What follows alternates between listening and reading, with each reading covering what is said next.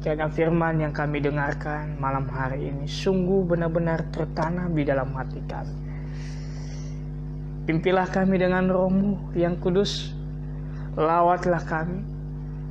Konsentrasi kami boleh fokus ketika kami membaca dan merenungkan firman Tuhan. Dan hamba-Mu yang terbatas Tuhan, kiranya Engkau rapi dengan kuasa-Mu.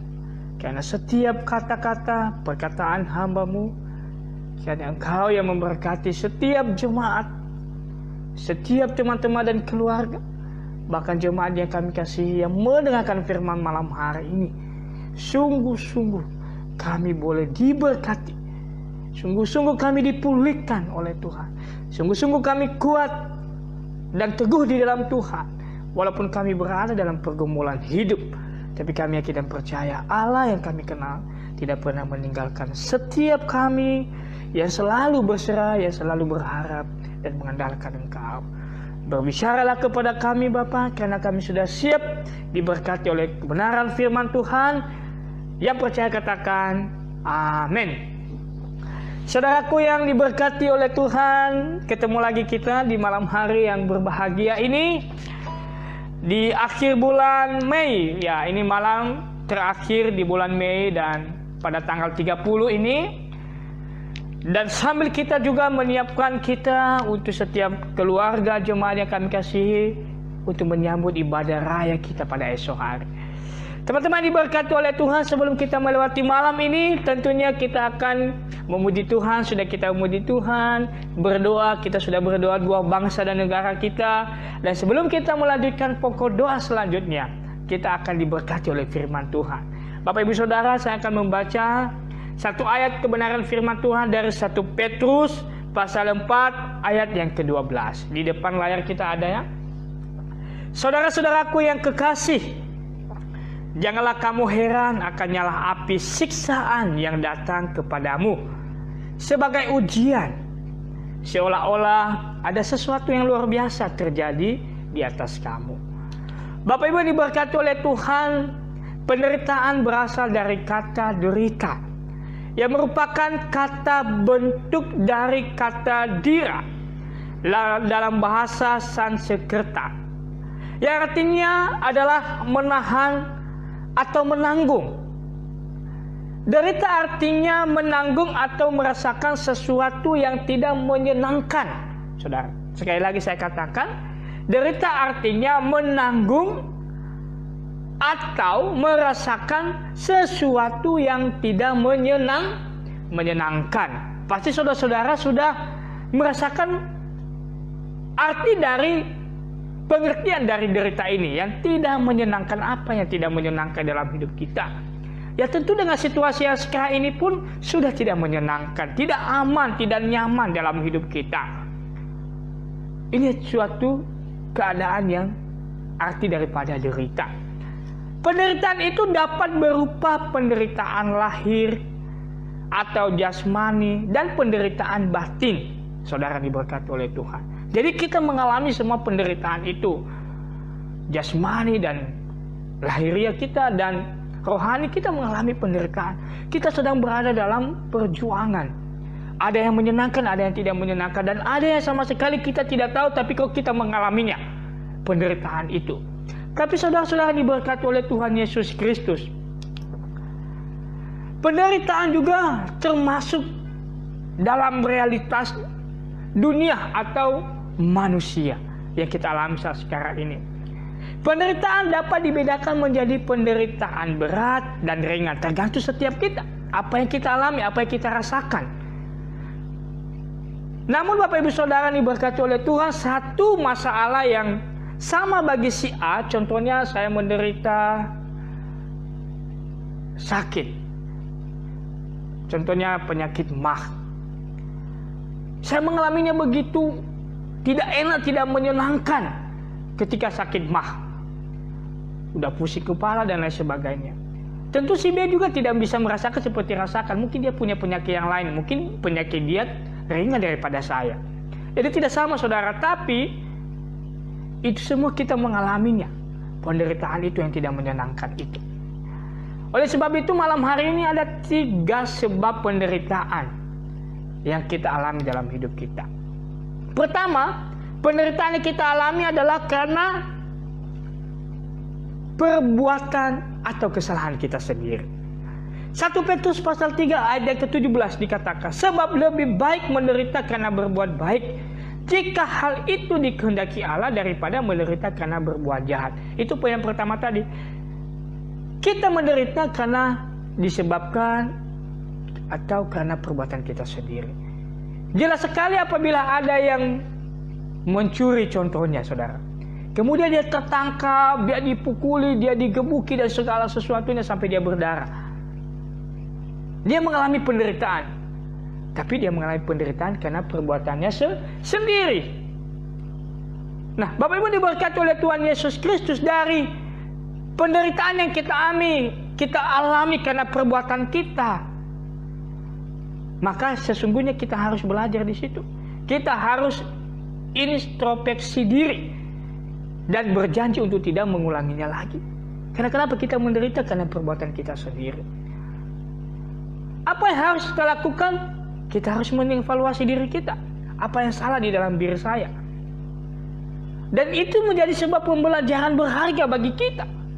Ketika kita sudah melewati penderitaan yang tidak menyenangkan itu.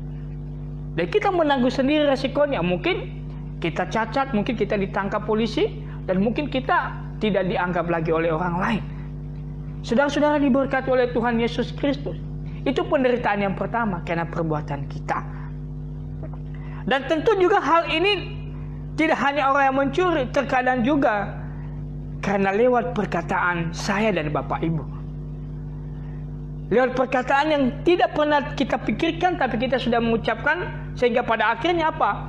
Ada yang jadi korban dari perkataan kita. Kalimat yang tidak menyenangkan yang kita ucapkan menjadi sesuatu yang tidak baik untuk diri kita. Karena kalimat yang kita ucapkan. Karena tadi kita tidak berpikir apa yang saya sampaikan ini menyenangkan atau tidak menyenangkan. Itu juga penyebabnya saudara-saudara diberkati oleh Tuhan Yesus Kristus.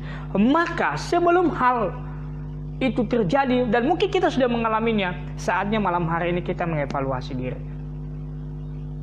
Ini pembelajaran berharga bagi saya. Maksud saya harus berubah.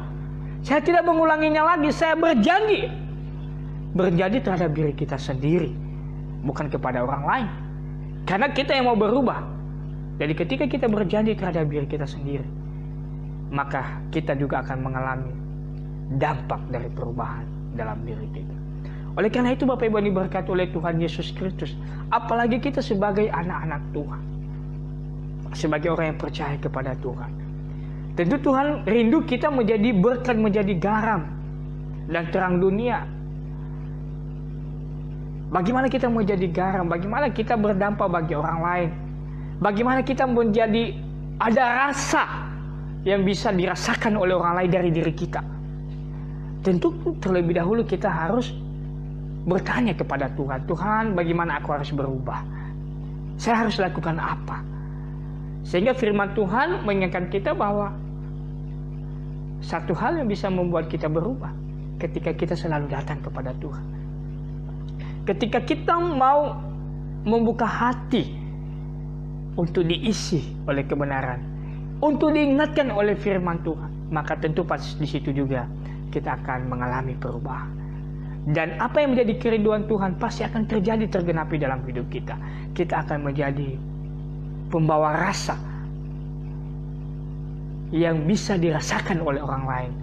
Rasa yang bisa membuat orang lain bahagia ketika ada saya dan Bapak Ibu. Jadi kita introspeksi diri kalau kita udah salah karena perbuatan kita. Kita mengevaluasi diri.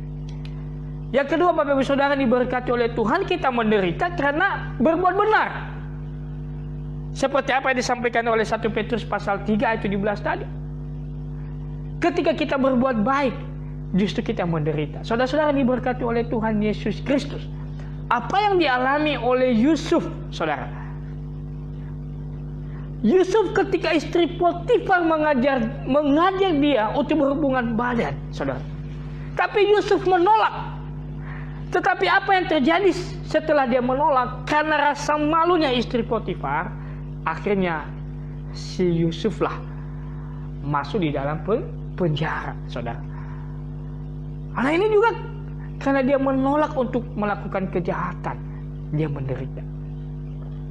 Dan apa yang dialami oleh Kristus Tuhan yang kita percayai juga. Karena itu juga, karena saya dan Bapak Ibu, dia menderita. Karena kita berharga di mata dia. Oleh karena itu Bapak Ibu Saudara diberkati oleh Tuhan. Kalaupun kita menderita, karena kita melakukan kebenaran firman Tuhan. Karena mau hidup jujur. Walaupun di mana kita berada orang tidak suka dengan kejujuran, tapi kita mau bertanggung jawab dalam kejujuran kita.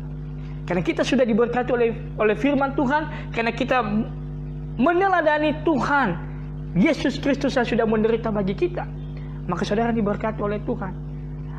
Anda dan saya jangan kecil hati, karena itu sudah menjadi tanggung jawab kita di dalam hidup kita. Ketika kita menghadapi penderitaan karena berbuat baik, jangan kita menyalahkan Tuhan. Aku sudah berbuat baik, aku sudah berbagi, aku sudah mengasihi, tapi orang masih memusuhi saya Tuhan. Aku sudah mengampuni, tapi orang itu masih memusuhi saya. Saudara diberkati oleh Tuhan Yesus Kristus. Jangan salahkan Tuhan. Engkau harus bersyukur. Saya dan Bapak Ibu bersyukur dalam hal itu. Karena kita melakukannya bukan karena kejahatan, tetapi karena untuk kebaikan. Kenapa kita berbuat baik? Karena kita sudah mengalami kebaikan Tuhan di dalam hidup kita. Tetap setia dan bertahan sampai Tuhan menyatakan pertolongan dalam hidup kita. Jadi saudara diberkati oleh Tuhan, ketika kita berbuat baik, kita dijahatkan orang, atau kita tidak dianggap karena kita dianggap jujur, saudara diberkati oleh Tuhan, jangan salahkan Tuhan. Kita harus tetap berbuat baik, kita harus tetap melakukan, kita harus tetap bertahan. Pasti ada pertolongan Tuhan bagi setiap kita yang setia dalam keadaan itu. Percayalah, Allah akan menolong kita tepat pada waktunya. Allah akan menolong saya dan saudara. Dan di saat kita mengalami keadaan seperti itu pun, Tuhan akan memberikan kekuatan, Tuhan akan memberikan penghiburan dengan cara Tuhan sendiri. Saudara, jangan salahkan Tuhan. Ketika saudara diberkati oleh Tuhan, yang ketiga, kita menderita karena sebab yang tidak kita ketahui dengan pasti. Apa yang dialami oleh Ayub, saudara? Dia orang saleh, dia orang terpuji. Tetapi Tuhan mengizinkan dia dengan masalah yang bertubi-tubi di dalam kehidupannya. Tanpa dia tahu kenapa ini terjadi, apa yang salah. Saudara diberkati oleh Tuhan. Kalau memang Tuhan mengizinkan kita melewati penderitaan, itu berarti kita tidak dapat menghindarinya juga. Apa yang dialami oleh Ayub, dia nggak bisa menghindari. Berarti kita harus menjalankan penderitaan itu. Oleh karena itu Bapak Ibu diberkati oleh Tuhan yang menjadi penutup bagi kita. Kalau Anda dan saya menderita, yang pertama jangan heran saudara. Tetapi kita mencoba meneliti apa yang menjadi penyebab saya menderita. Jika karena ulah saya, berarti saya harus bertobat. Jika karena Tuhan mengizinkan saya menderita ini, berarti ada tujuan Tuhan dalam hidup saya. Kalau itu karena kesalahan, bertobat. Kita harus berubah. Tuhan pasti akan memulihkan setiap kita yang mau berubah untuk dipulihkan oleh Tuhan. Apabila karena kebenaran dan sebab yang tidak Anda ketahui, bersukacitalah, sebab Tuhan berjanji akan menyertai kita. Tetaplah bersukacita, tetaplah berdoa. Jika penderitaan yang kita alami tanpa sebab, tanpa sepengetahuan kita, tanpa ada sesuatu yang kita lakukan, berarti Tuhan mengizinkan. Tuhan tahu kita bisa mampu, Tuhan tahu kita bisa menjalaninya, berarti Tuhan menyertai saya dan Bapak Ibu. Saudara-saudara diberkati oleh Tuhan, apapun pergumulan kita pada saat ini, baik dalam keluarga kita, saudara diberkati oleh Tuhan, tetap semangat. Baik di dalam pekerjaan dan usaha dan perekonomian kita, saya mau sampaikan, tetap berharap kepada Tuhan. Baik di dalam pelayanan kita, walaupun kita harus berada di rumah, saya mau katakan, tetap bertahan. Karena Tuhan pasti akan menyertai dan indah pada waktunya. Selamat malam, kita akan melanjutkan pokok doa kita. Mari kita berdoa terlebih dahulu. Terima kasih untuk kebenaran firman Tuhan yang oleh kami renungkan malam hari ini. Kami percaya Tuhan, apapun yang kami rasakan, yang kami alami dalam hidup kami, Tuhan tidak pernah meninggalkan kami, dan Tuhan selalu ada bersama dengan kami.